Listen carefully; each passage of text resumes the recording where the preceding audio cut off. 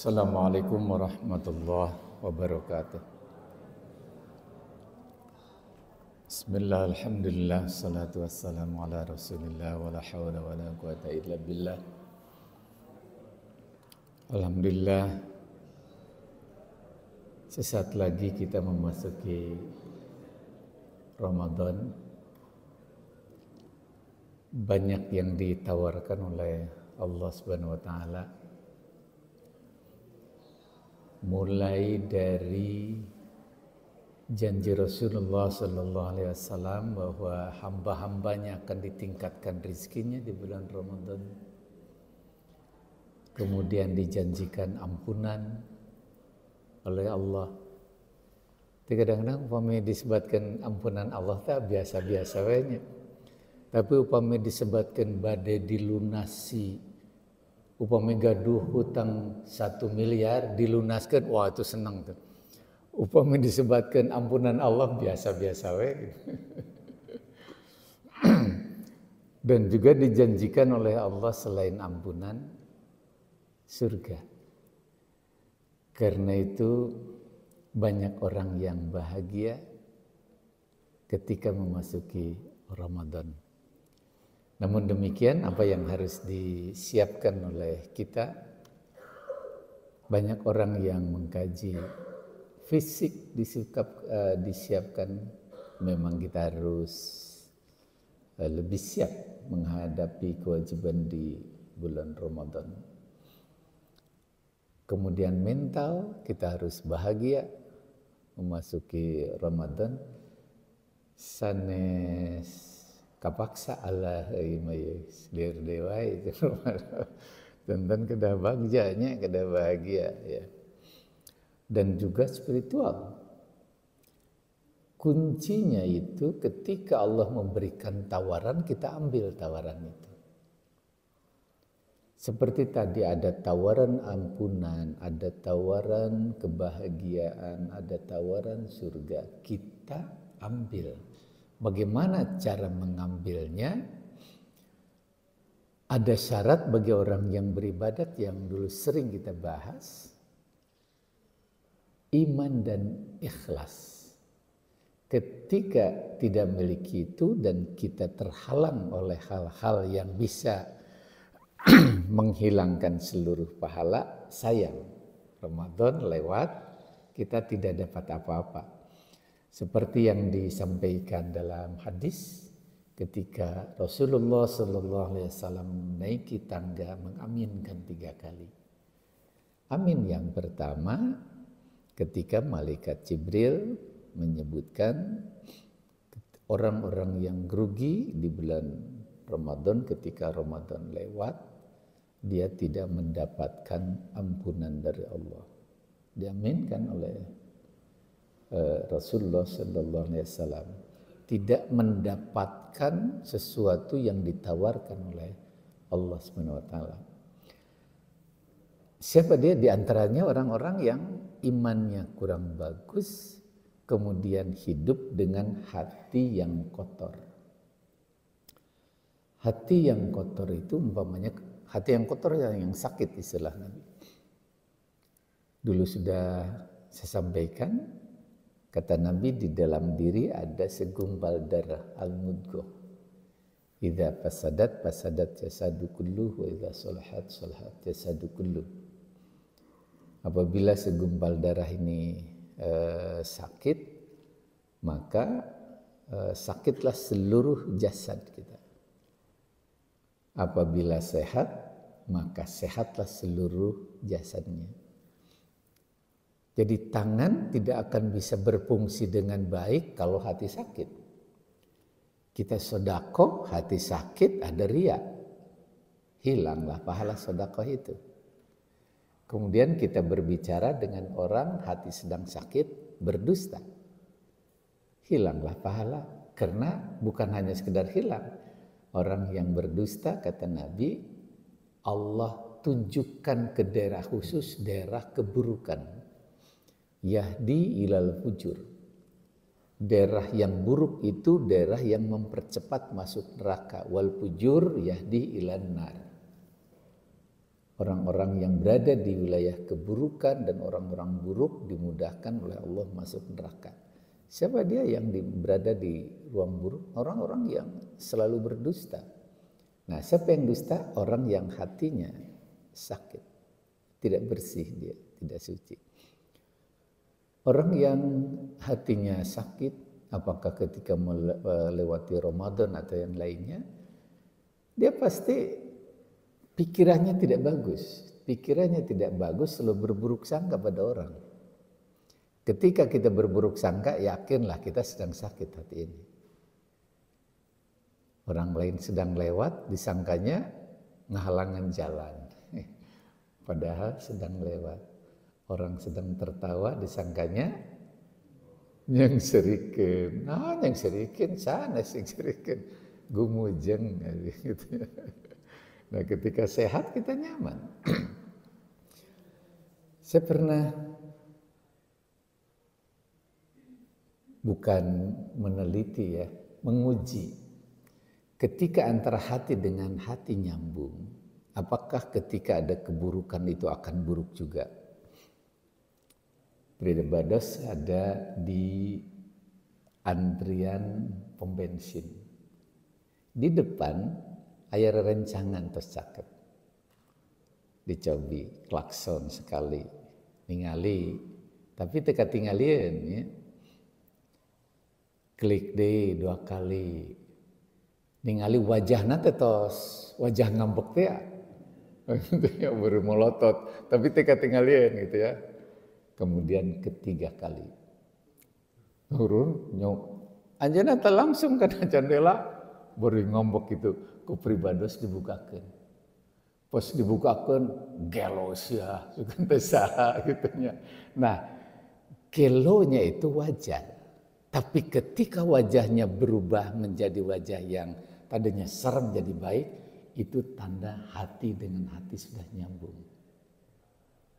Upami kanu sanesenan pasti diseuselan. Ngambek teh gitunya. Namun sia nah gitu seperti itu. Ini enggak. Nah, ketika hati dengan hati sudah nyambung, kita akan nyaman. Dan ketika kita hidup dengan hati yang sehat, kita pun bisa nyaman. Nah, bagaimana kita memasuki Ramadan agar seluruh tawaran itu bisa kita ambil? Tawaran dari Allah itu, dari Rasul. Tenun. Nah, kita akan masuk ini hanya ditawarkan kepada orang-orang yang beriman. Ya ayyuhalladzina amanu. Tidak kepada orang yang disebutkan umpamanya hanya sekedar Islam. Tapi orang-orang yang beriman. Nah, syarat untuk menjadi la'allakum tattaqun itu adalah iman. Kalau tidak iman, tidak akan diperoleh target. Kutiba alaikumusiyam kama kutiba alal ladzina min qablikum la'allakum tattaqun. Udah diwajibkan kepada kamu sekalian saum sebagaimana diwajibkan atas orang-orang sebelum kamu agar kamu bertakwa. Targetnya di akhir Ramadan kita dicatat sebagai orang takwa dan takwa itu adalah surga. Siapa yang dapat memperoleh target takwa? Ya ayyuhalladzina amanu, orang-orang yang beriman. Nah, ketika kita beriman dengan baik, insya Allah penyakit-penyakit hati ini bisa terkikis secara perlahan. Contoh tadi, dusta, berburuk sangka, malas, dolim, ujub, ria, takabur, itu seluruhnya penyakit hati. Bagaimana agar kita selamat dari dusta? Karena dusta itu tadi ancamannya Allah akan tunjukkan, Allah akan mudahkan kepada keburukan. Orang yang banyak berdusta sulit berbuat baik karena oleh Allah ditunjukkan ke jalan keburukan. Yahdi ilal fujur. Hoyong nama hoyong itu ngebantos teh. Tapi tetiasa. Non margina ku Allah dipaksa. Nah, Bagaimana agar selamat dari itu? Kuncinya iman. Iman itu puncaknya perasaan diawasi oleh Allah Subhanahu wa taala. Nah, dulu sudah disampaikan, ini puncak dari iman. Afdalul iman an ta'lamu annallaha ma'aka haitsu ma kunta. Jadi seutama-utamanya iman, kau meyakini Allah mengawasimu haitsu ma kunta, dimanapun kau berada.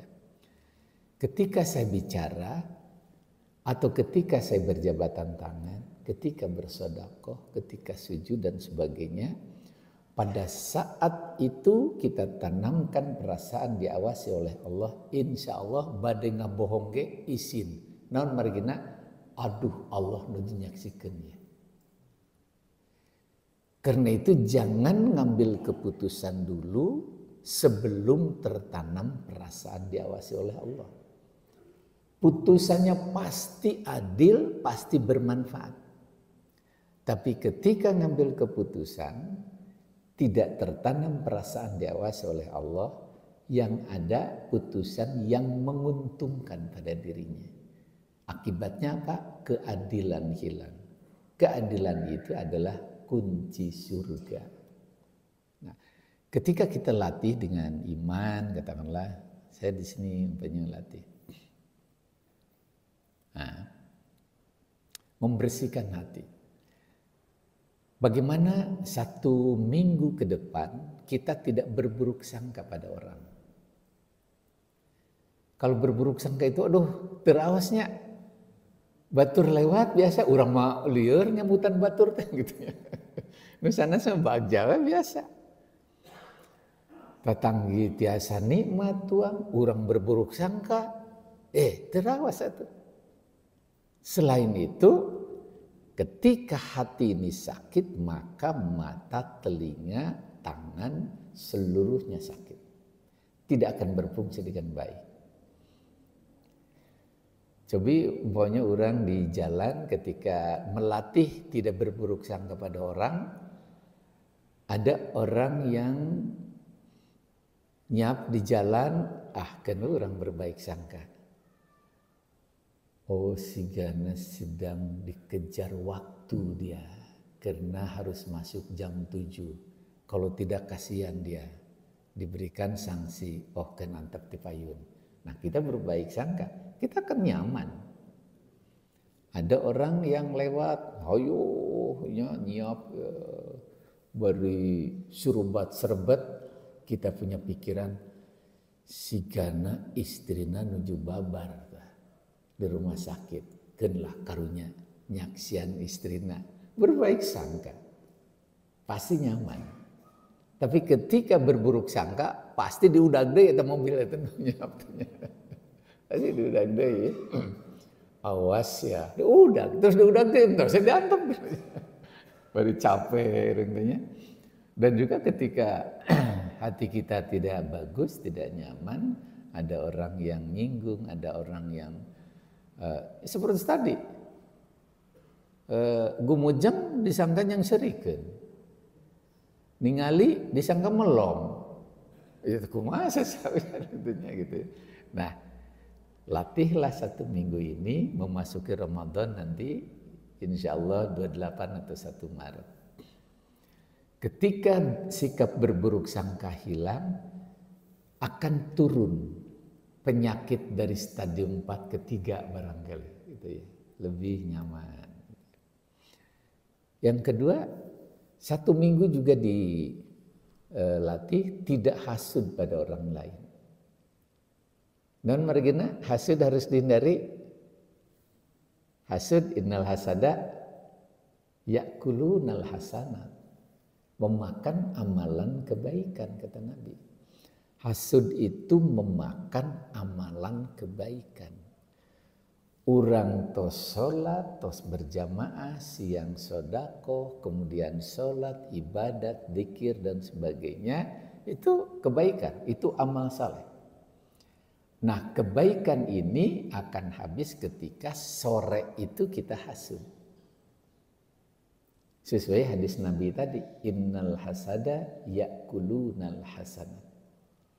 Rarasan alhamdulillah tiasa sodako, alhamdulillah tiasa ibadah dengan baik, membaca Quran, seueur pahala. Tapi tidak terasa itu dimakan oleh keburukan yang namanya hasud itu. Kita tidak merasa, kalau tidak merasa dicatat sebagai kebaikan, padahal sehat, gitu ya. Nah karena itu ketika latih kita tidak iri, tidak dengki, tidak bersikap buruk pada orang, gitu ya. Kemudian tidak ujub, tidak takabur. Ujub itu bangga dengan diri. Takabur itu bangga dengan prestasi di lingkungan sesama itu. Sendirian, ketika sendirian, katakanlah di rumah atau di mana tahajud jam 3, dalam hati batur sarareke alhamdulillah ya tingali munaya nuningalikeun alhamdulillah. Itu kan sudah ujub kan? Sudah ujub itu. Tidak disampaikan pada sesama. Ketika takabur itu terungkap dalam sikap, dalam perilaku itu. Takabur ada kesombongan. Tingali lamun kusa dibantu mah moal bisa manehna tetah. Dibantu kusa itu ada kesombongan. Padahal menolongan Allah. Tenagi orang memung perantara unggul. Nah, ujub takabur ini, ujub ini ria. Ria itu menghapus amalan-amalan kebaikan, amal soleh. Dulu sudah dibahas kunci akhirat 1, ikhlas. Ikhlas itu terbebas dari ria. Nah, ketika kita ujub, ketika kita ria, maka kunci akhirat itu hilang. Pada saat sujud kita ria, pada saat takbir kita ria, pada saat beramal soleh kita ria, maka itu pekerjaan sebatas dunia dan tidak akan berpahala di akhirat.